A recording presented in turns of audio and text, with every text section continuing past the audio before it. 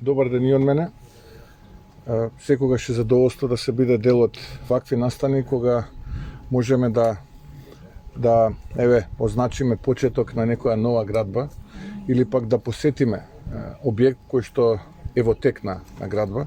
Како што Боби, како што градоначалникот на општина Газибаба кажа, во тек е една огромна градежна офанзива овде во општината. И така ќе продолжи во периодот кој што следи, бидејќи сето она кое што беше дел од програмата, а ветувана пред граѓаните дека во општина Газибаба во кампањата во 2021 година, треба да се реализира, а зошто да не и повеќе? Пред се мислам со новата влада на ВМРО ДПМН, бидејќи минимум 9 милиона евра ќе бидат инвестирани од новата влада на ВМРО ДПМН годишно во проекти кои што општина Газибаба ќе ги направи или во еден 4-годишен мандат, тоа е повеќе од 36 милиони евра и цениме дека на тој начин голем дел од основните потреби на граѓаните во општина Газибаба ќе бидат решени.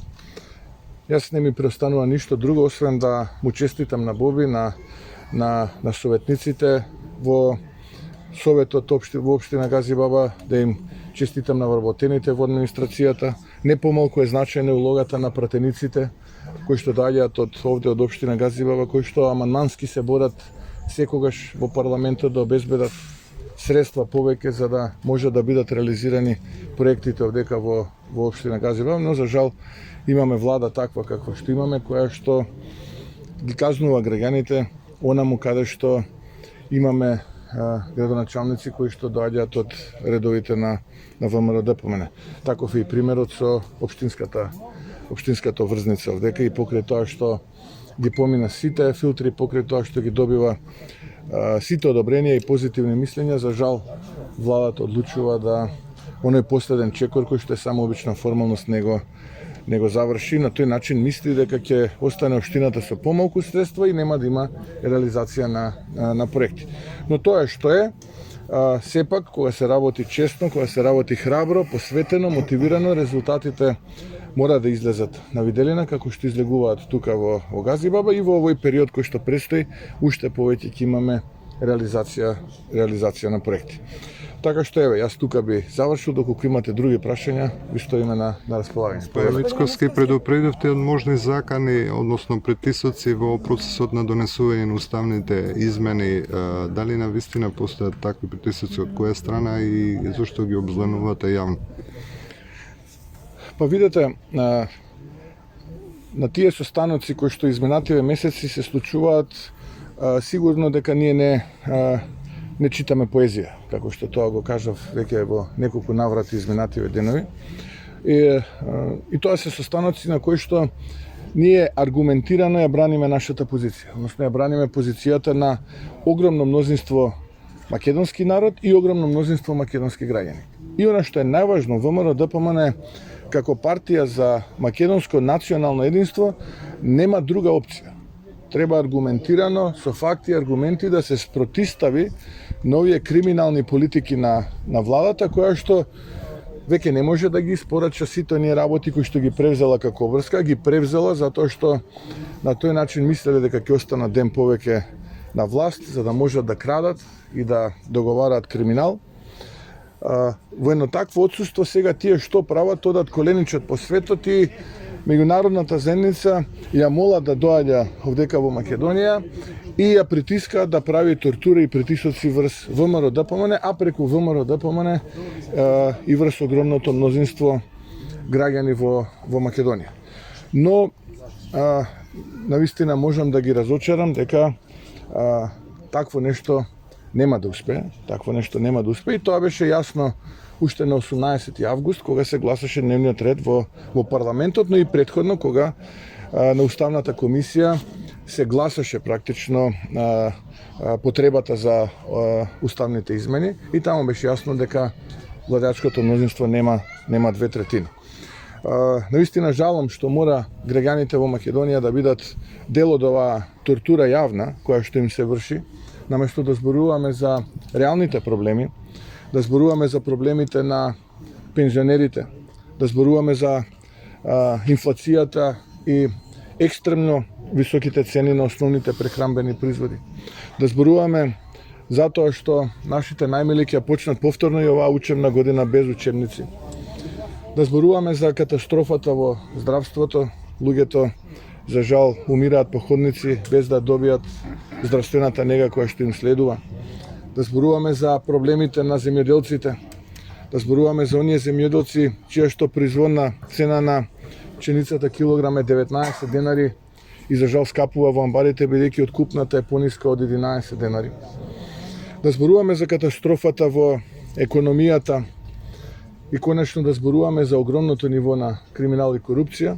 Јавноста мора да биде сведок на оваа тортура која што владата ја прави преку своите гласила, но истовремено коленичи по светот и носи луѓе од светот овдека да прават тортура во ВМРО ДПМН. Ние ќе останеме затоа што не го правиме тоа од инат, туку ова го правиме затоа што веруваме дека тоа е исправно. И ќе продолжиме и понатаму да ги аргументираме нашите позиции и да се бориме за македонско национално единство и достоинство на сите граѓани во Македонија и да се бориме за Македонија. Господин Московски, како ја коментирате владината кампања Ние сме Европа?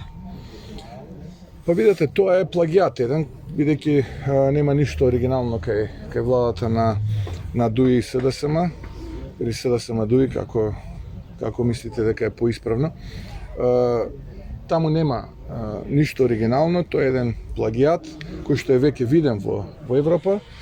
Најмалку овие политички измамници, криминалци имаат право да се повикуваат на Европа, бидејќи тие се срамот за Европа и се додека овие луѓе се представуваат себе си како промотори на европските вредности, за жал, морам да признам, и кредибилитетот на самата Европа во очите на граѓаните ќе опаѓа. Така што овдека и европските дипломати имаат можност да интервенираат кај владата да не ја злоупотребува Европа, бидејќи европска вредност не представуваат потезите на владата да потпишува на слепо секакво национално предавство, туку европска вредност представува за сето она за кое што зборував претходно, тоа е квалитетно образование, квалитетно здравство, задоволни земјоделци, пензионери со достоинствени пензии и така натаму, силна економија, развиена инфраструктура. Тоа е вистинска европска вредност. Не е европска вредност да одите да клекнете во Софија и да потпишете договор или протокол со кој што национално ќе го обезличите вашиот народ и да се представувате како европски политичари. Не, тоа е предавство. И за тоа предавство историјата ќе суди. Европа е сето ова за кое што зборував, а спротивно прави владата. Господин Мицкоски, од денеска во Скопје е високиот американски представник Ескобар, предвидена е средба и со опозицијата. Од Стејт департментот стигна информација дека очекуваат плодна дискусија и со опозицијата. Што очекувате од средбата со Ескобар? Дали можеби ќе биде во насока на оно што велите притисоци од дипломатските представници? Видете, многу е важно секој еден кој што доаѓа во Македонија, без разлика од каде доаѓа, да има добра намера. И секоја добра намера за нас е добре дојдена. Кога зборувам за добрата намера, зборувам за аргументите кои што очекуваме од другата страна да ги слушнеме, но и очекуваме другата страна да ги слушне нашите аргументи. Она што е важно и што треба секој еден да го знае, е дека владата на ДУИ, СДСМ или СДСМ ДУИ, како сакате, го изгуби кредибилитетот. И таа е единствената пречка за интеграција на Македонија во Европската унија. И единствената пречка на патот на Македонија кон Европската унија. Колку побрзо ова го сватат, толку побрзо ќе се придвижат работите напред. Уште да бидам попрецизен. Брзи парламентарни избори се единственото решение ако сакаме да се движиме напред. Се останато е дополнително тапкање во место и уназадување. Секој ден изминат значи по некоја наместена тендерска процедура, по некој милион украден од овие криминални политичари во владата, по некој срам, по некој пораз дополнително. Затоа е многу важно ова влада која што го изгуби кредибилитетот кај народот и насекаде, впрочем, час поскоро да замине. Дали ќе замине, ќе кажат граѓаните на избори. Ако чекаме напролет да има избори, ќе изгубиме само неколку месеци и нема ништо да добиеме како држава. Не може веќе политичари кои што немаат кредибилитет и политички легитимитет, народен уште помалку, позади затворени врати да одлучуваат за судбината на стотици илјади луѓе и за своја сметка, односно за во свој интерес, да потпишуваат нешто кое што повеќе од 80% од македонскиот народ не го прифаќа, а повеќе од 60% од вкупниот број на граѓани не го прифаќа. Не може така. Ако некој бара од нас да почитуваме, мора да разбере дека треба тој и нас да не почитува. Сепак, ние имаме свое достоинство и доколку некој бара нешто од нас, треба да е подготвен и да даде. Добрососедските односи подразбираат двонасочно лице.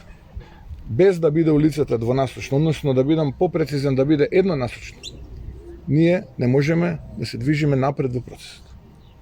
Тоа очекувам и се додека има почит, таа почит ќе биде и од нашата страна манифестирана. Доколку видиме отсуство на почит, тогаш не треба да очекуваат и од нашата страна почит. Како ги коментирате најавите за зголемување на цената на пшеницата, а истовремено на лебот, сирењето и така натаму? Повеќе производи има најава дека ќе се зголемат цените, што ќе удри повторно од грбот на граѓаните.